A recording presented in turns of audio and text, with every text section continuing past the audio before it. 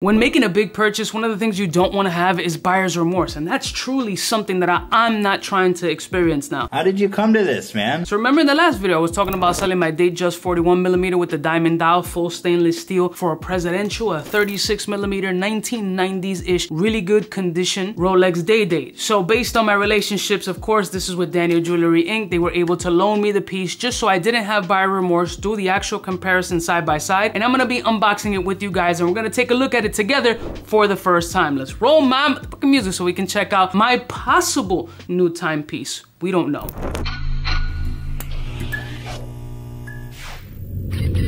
I'm kind of a big deal.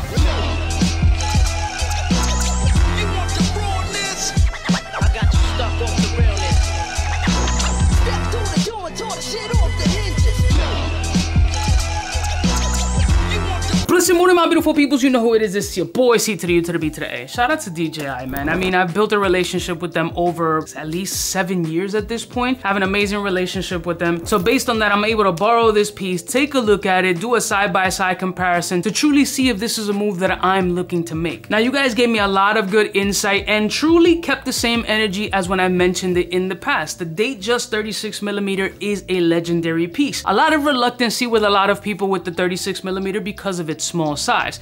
But if you're 6'9", 327 pounds, that shit just doesn't make any kind of sense. Or if you're just an overly big gentleman with a 9, 10-inch wrist, that will look significantly small. I have a 7-inch wrist, even potentially small, and I have worn numerous 36mm. For me, 36, 37, 38, 39, in that space is the ideal size for me. I don't like the large watches. 41mm, even for me, depending on the dimensions of the case, is pushing it oversized, even for my taste. Like the Rolex Submariner 40mm for me just kind of sits in that, just right at top. But it all depends on the shape and the build of the watch. I've worn some AP Royal Oaks that are like 42mm or even 44 that, depending on the case size, looked actually decent on my wrist. So this is kind of like a trial and error. So I got the boxing on deck. I haven't looked at the watch itself. I'm literally unboxing it as we speak. It is packed in every supply thing that they could fucking potentially do, because he got this out to me at a really quick time, so I truly appreciate that. I'm just taking out all the bubbles and shit here. So I got it right here. Again, I haven't opened it. It's still completely sealed. If you guys haven't followed my random reviews channel, I suggest you do that. I'm gonna be doing a lot of knife stuff, some tech, some accessories, a lot of stuff that won't be showcased on this channel, just things that interest me. Whenever I do any kind of content or review or provide my opinion on something, it has to be something that I'm interested in, and that's gonna be on my random reviews channel. The link will be in the description. All right, so remember, it did say it came with a box, and it is in the box. I mean, there's something about this Rolex green box that's gorgeous. Look at this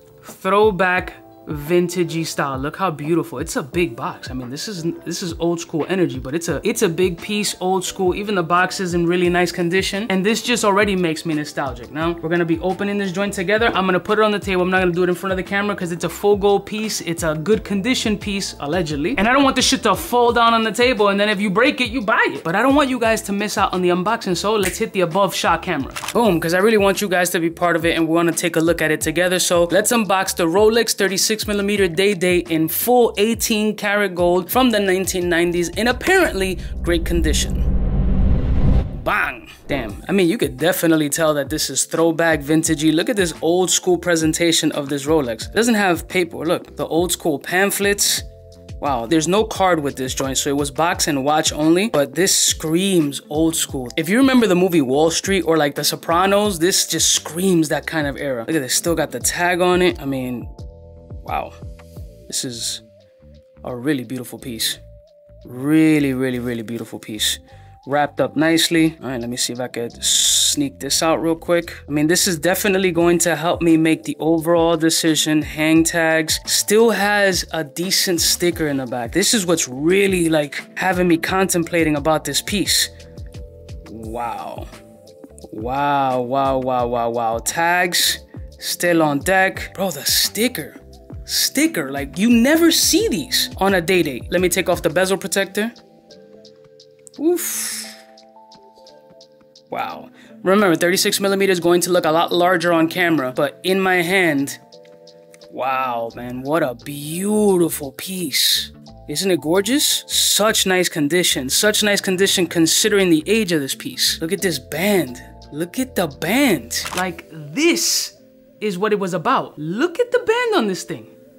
Just look at that. No sag. At least a little flat. No sag.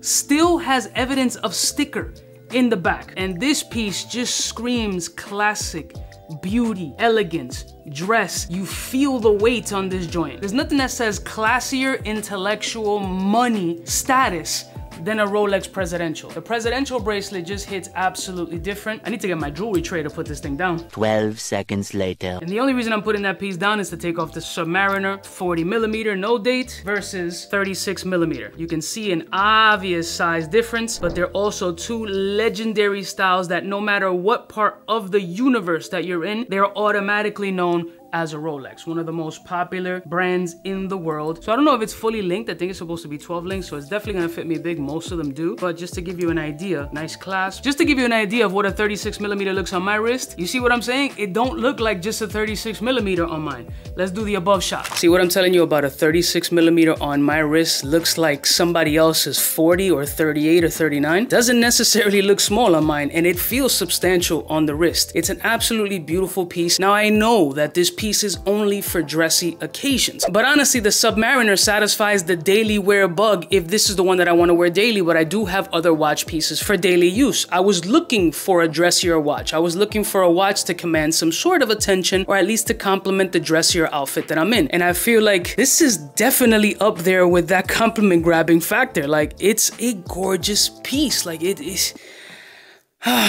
This is hard. I am in a pickle.